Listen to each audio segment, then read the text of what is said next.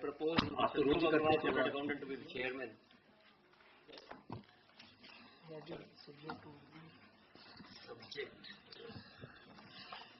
Good afternoon, friends. After lunch, there is a very important topic for the discussion, that is legal risk in the financial institutions. And though after lunch it is very difficult to prevent the audience from sleeping, but we have learned speaker Mr. Mukul Gupta, who is senior advocate and partner with the Chartered Company, and he has given deliberations at many places, even in the Institute of Chartered Accountants. We have heard him at Dehradun and at many places. Now he is with us, and now I will invite him for the wonderful discussion on this subject, legal risk in the financial institution, in which most of the Chartered Accountants, company secretaries are basically dealing but not known about the legal aspects. Kindly welcome him by video applause.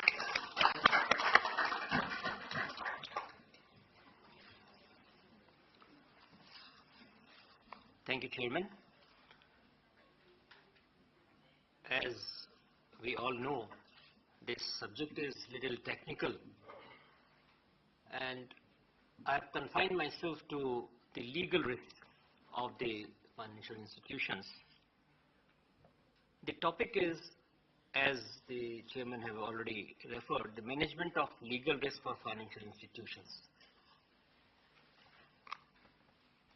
Business is a trade-off between risk and return. There can be no risk-free or zero-risk-oriented business. A financial institution, like any other business institution, profits from risk, though no risk policy of such institutions prevent them from accruing losses, but on the other hand, it also results in stagnation. Thus, an efficient risk management tool enables a financial entity to improve the efficiency of the market. Legal risks are endemic in financial contracting and are separate from legal ramifications of credit, counterparty, and operational risks.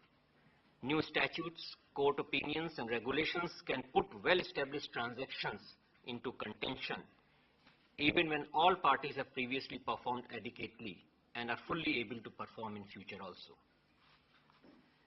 As is now well known, the proposals for the regulation of banks put forward by the Basel Committee on Banking Supervision, BCBS, known generally as Basel II, place much greater emphasis on operational risk as an issue for banks in the context of regulation than any previous regulatory regime. This has been stimulated by a number of things, including the alarming number of major frauds which have been suffered by banks in recent years, giving rise to very significant losses and, in at least one case, the financial ruin of the financial institution itself. Operational risk is the risk of loss resulting from inadequate or failed internal process, people, or systems, or from external events, including legal risk.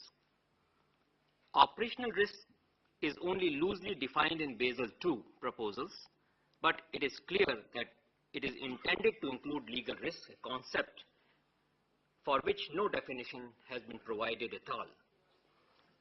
This paper is concerned with how financial institutions might implement the management of legal risk under the regulatory regime. A financial institution handles various inevitable risks such as operational risk, interest rate risk, legal risk, credit, market, foreign exchange fluctuation, liquidity, inflation, political interference, corruption, and convertibility risk, etc. The International Bar Association has suggested a definition of legal risk. The definition may be applied in different ways to reflect the different business of different institutions.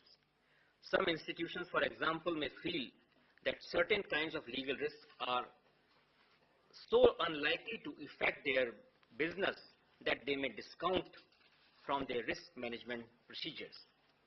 This ultimately must be a matter of judgment for the financial management of the institutions. The management of legal risk is consistent with the management of operational risk as a whole. Legal risk management can be broken down into 4 components. I have identified them as first, identification, second, assessment, third, monitoring, and fourth, control or mitigation. Now we will take each component turn by turn. Identification of risk.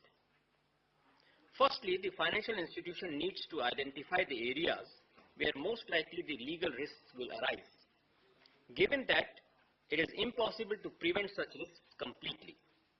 The 2 broad areas could be claims against the institution and second is defective documentation. These categories need to be broken down further. For example, in relation to documentation, the institution needs to have a comprehensive analysis which is kept up to date for type of documentation used in its business, how tried and tested the documentation is, as well as what is the process for testing the document, and which documents are of particular financial significance in terms of both exposure and asset protection, and who is responsible for the legal effectiveness of the documentation, and so on. In relation to claims made against the institution, a similar analysis would involve examination of different jurisdictions in which the institution does business or has potential liabilities, the nature of potential legal exposures in those jurisdictions, whether for breach of contract, tort, statutory or regulatory liability or otherwise, the litigation culture of jurisdiction and potential financial exposure, including the extent to which an adverse judgment might result in excessive or penal damages. Secondly, it is possible that the identification process may result in review of decisions as to whether or not particular products or services should be offered, which may in turn depend on legal environment in particular jurisdictions. Now I am coming to the second component of legal risk, that is the